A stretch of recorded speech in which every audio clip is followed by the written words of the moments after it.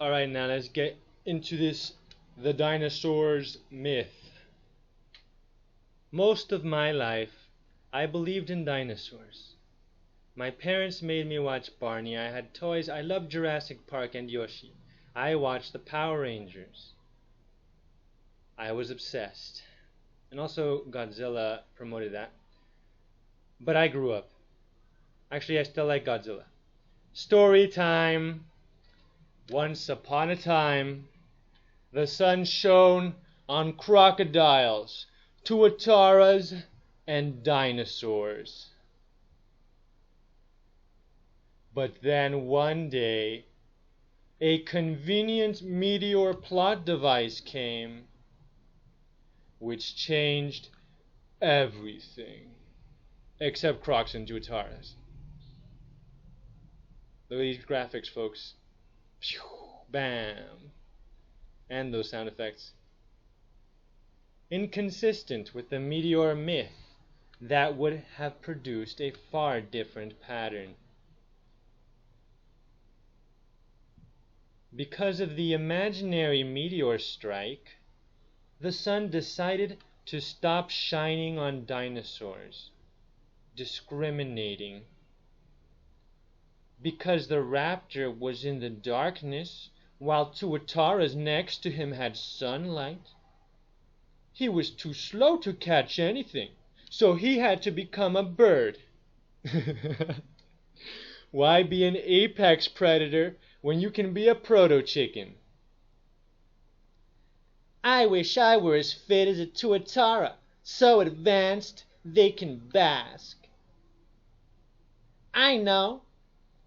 I'll unintentionally evolve into something weak and pathetic. YOLO!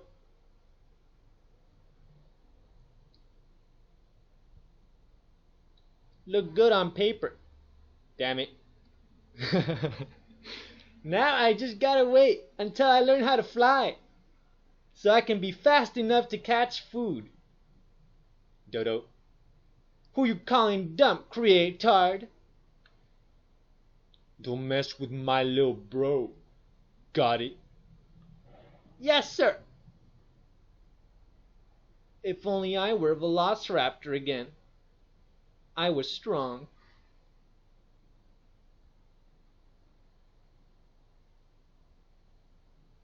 Fret not, dumb one. I, the sun, have smelled your sorrow.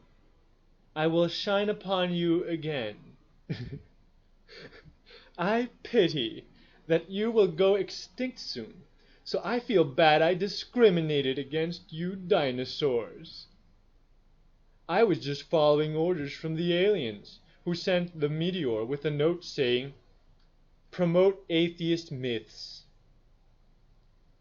Those aliens are very powerful and can beat me in a staring contest, so I had to comply. Without the ad hoc convenient plot device of my species profiling, the dinosaur story would fail. Sorry again. Now, how about a hug? Whoops. So, kids, did you like the story? Remember, dinosaurs are real because the establishment says so. Never question the status quo, plebes. Scientists are smart, and you are idiots, so shut up. They say they have fossils, so they can't be fake. That's atheist China. Don't trust them. Trust me. I assure you, Western experts never lie. Except Nazi scientists and communist scientists. Yes, British scientists call Tasmanians inferior. The Tasmanian genocide was long ago. Get over it. No one cares now.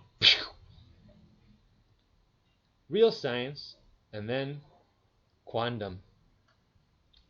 In the double-slit experiment, they see different patterns depending on whether there is observation. They claim that if someone is aware of the radiation, that it will have a pattern different than if no one sees. They say that merely being conscious of something will change the behavior of the material world.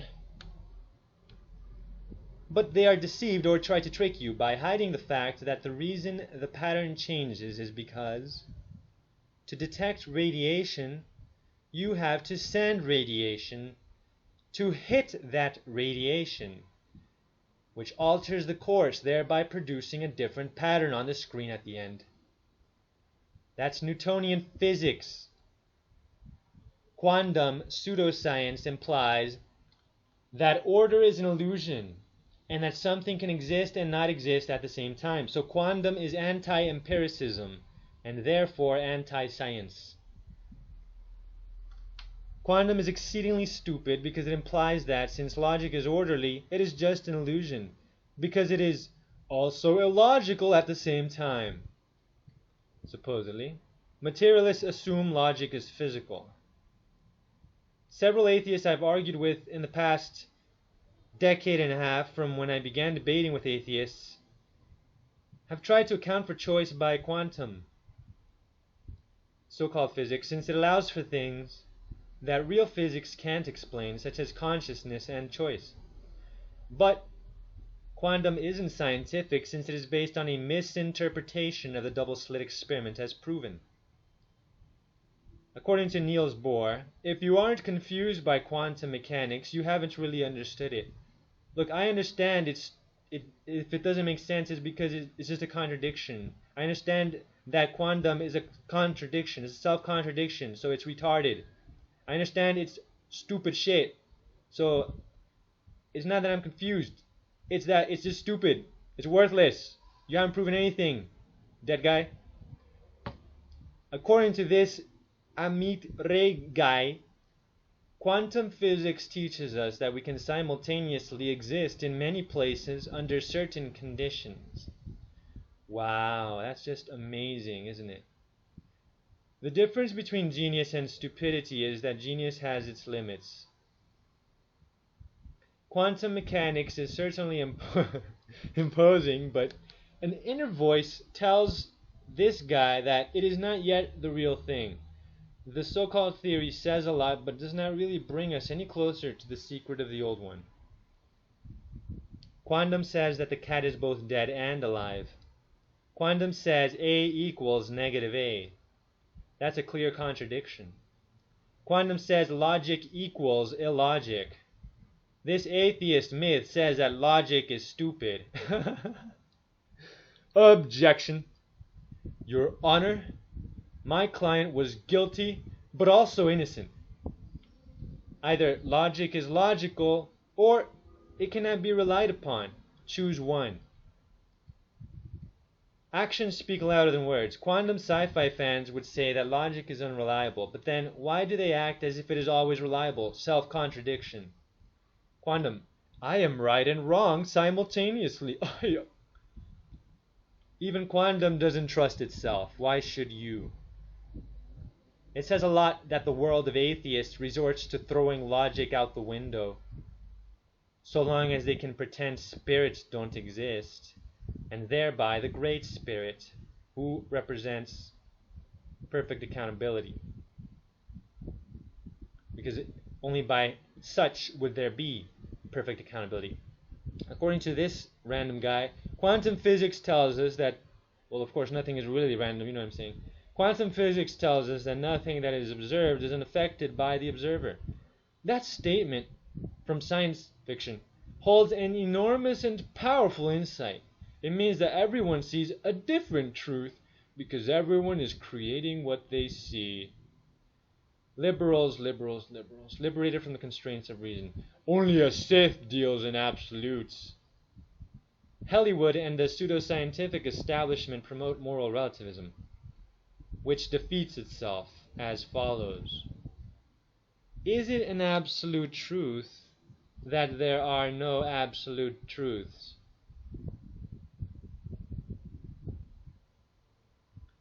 Materialists assume the brain is free to think, even though it is a slave to physics.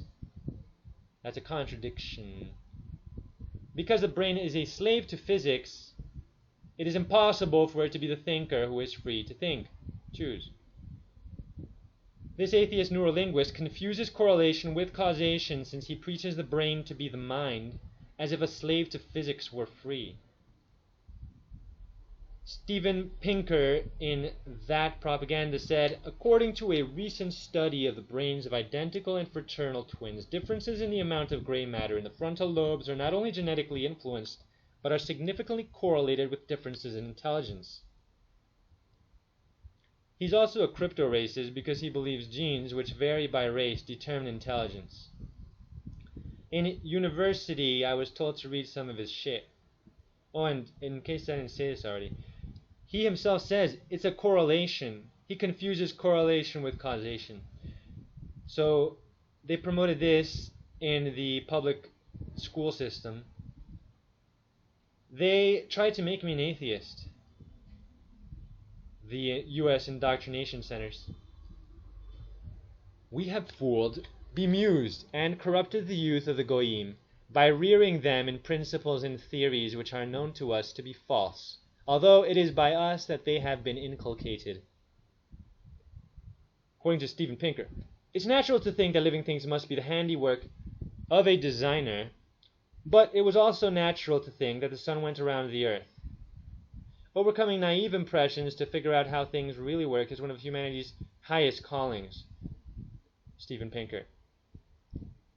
What's naive is his assumption that the brain, which is a slave to physics, is free to think. I have learned not to trust anyone who wears a noose. It shows they're not free thinkers. Atheists can't rationally explain why language families don't have a common root. This is for the gist. I'm not saying that the map is perfect. As you can see, all languages belong to separate, unrelated families. So that has major problems for the atheist worldview, who can't even count for one language, let alone all. Now they need a fable of many miracles at the same time for it to be accounted for. Miracles without a magician. So good luck with that. As if luck exists. Luck is just the perception of ignorance of people who don't know the reasons for things. Luck doesn't exist. But anyway, the Proto-Negroids had language after grunting, and the Proto-Mongoloids and the Proto-Indo-European people, Aryans, and the other groups, all pretty much at the same time independently. How? Imagine it! That takes more faith to believe than the Bible's explanation of the Tower of Babel, when God made men have different languages so they would be divided and not united against him like the ingrates they were. Atheists have a miracle for each language family arising randomly at the same time, while the Tower of Babel story has two magical elements only. One, God. Two, his dividing of the languages in one move. And I already covered in this series how it is rational to recognize God and how atheism is stupid, absurd, insanity. I need not beat a dead jackass, but I do for clarity. This guy said, obviously no language is innate. Take any kid from any race, bring them up in any culture, and they will learn the language equally quickly, so no particular language is in the genes, but what might be in the genes is the ability to acquire language. So his book has false advertising, promising an instinct, but in the quote he says might, as in he doesn't have proof. You can't trust atheists. He said people don't think in English, but they think in a mental language. That guy understands that language is mental, yes, but he fails to recognize that the mind, being free to think, is not a slave. So it's not a slave to physics, so it's not physical, so it's not the brain. In the beginning was the Word. Thinking is spiritual. And I proved it with the very act of thinking. So, mind over matter, mind before matter, mind after matter. To be continued.